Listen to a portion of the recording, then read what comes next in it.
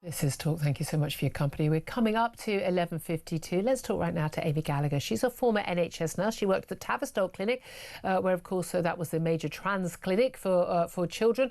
And she's also now a commentator at the New Culture Forum. Very good morning to you, Amy.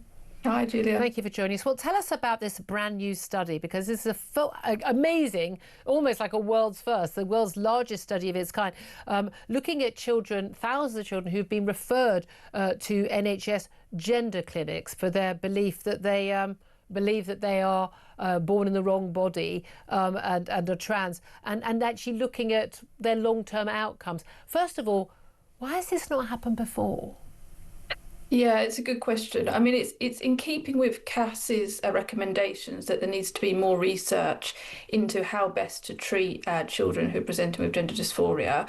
And it does seem to be, from what I've read, more in keeping with the watchful waiting method, which is that you don't immediately affirm that a child is transgender. You look at them holistically, you look at their family life, their history of trauma, you look at whether they're autistic or not, Yeah. or, you look at them as a whole, as opposed to just affirming them and saying, yes, you are trans. Yeah, I think I might be. I've seen something on YouTube. I think I might be trans. I think I'm born in the wrong body. Oh, OK, yes, we're going to change your pronouns and you can dress how you want and we're going to play along with it. And then we'll take you to a clinic and give you some puberty blockers and set you on that train. And then we'll cut off your breasts or cut off your bits. And that's basically what was happening for 10 or 12 years, wasn't it? And the parents were often told, railroaded into it by being told, well, better a trans child than a dead child because they're more likely to commit suicide if you don't affirm.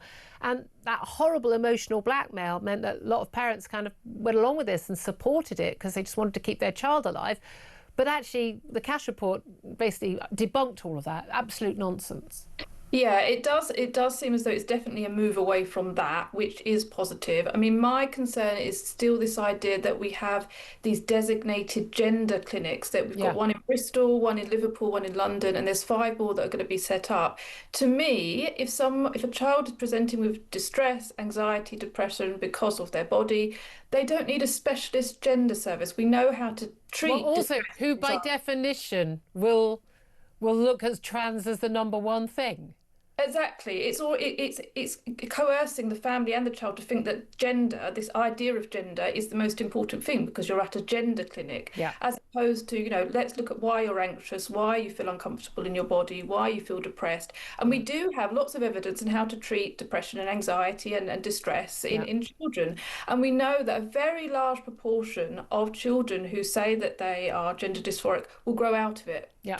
That's why I worry about labelling it still as a gender issue. Yes, as opposed to a mental health issue, which is how we used to do with it. But this is the key thing. The vast majority of particularly girls who claim that they believe that they are trans actually just simply turn out to be gay.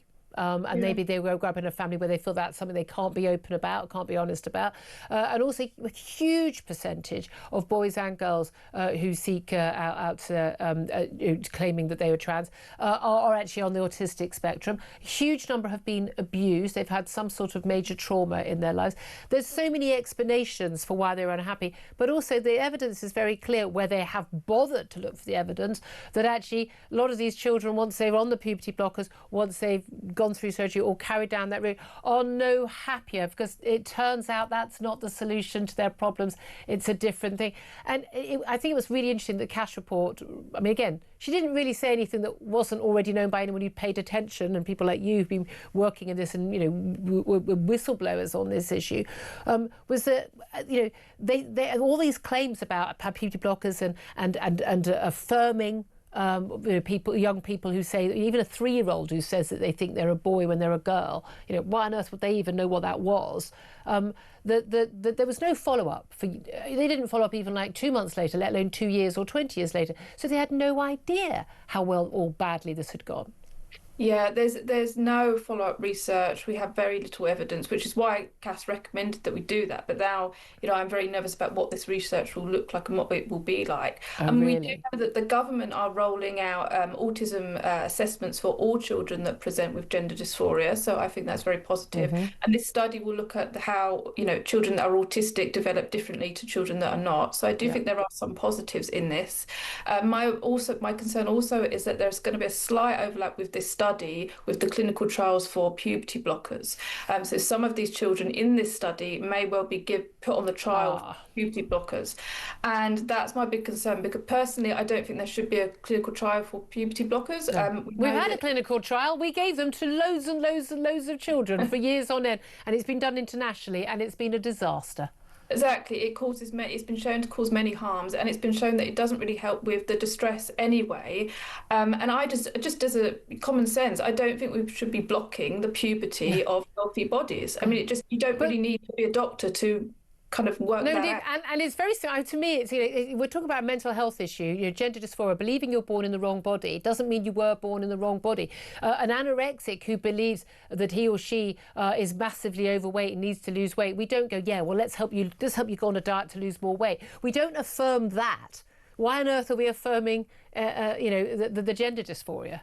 Exactly, it's totally wrong-headed. If somebody is feeling in their mind that there's something wrong with their body, if you then block their puberty, you're essentially agreeing with them. You're saying, yes, okay, let's change the body. Yeah. So to me, I don't really need a trial into puberty. No. Oh, it's totally immoral, and also it's going to be used by the people who are the fanatics on this issue, to actually just always put everyone on the trial. I think it's good news that we're actually at least going to have a long-term study. All of this, again, you'd have thought an awful lot of this would have changed sooner. Anyone who looks at the facts couldn't possibly support the drugging and mutilation of our children, and yet so many people still think they're the good, nice people who are doing that. You've been a fantastic voice on this, Amy Gallagher. Thank you so much for joining us. Philip Ingram.